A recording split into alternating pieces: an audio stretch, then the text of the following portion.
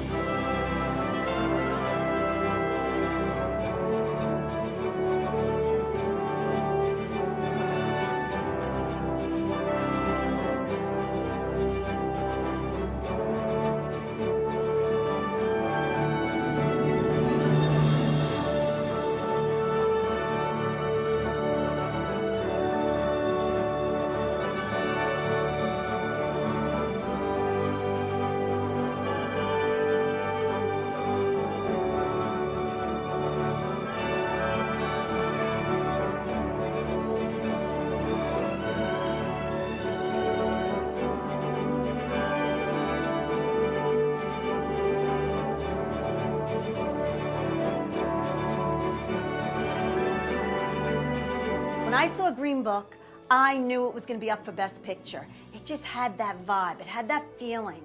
It was wonderful. And you know, Tony Lips was living in the Bronx, and I'm from the Bronx, so I kind of have that affinity. This movie informed the whole menu this year, and I wanted to do something that had a touch into Southern cuisine. So what's more Southern than collard greens? You are gonna love it. Enjoy. KitchAnnette, a little kitchen with a lot of flavor.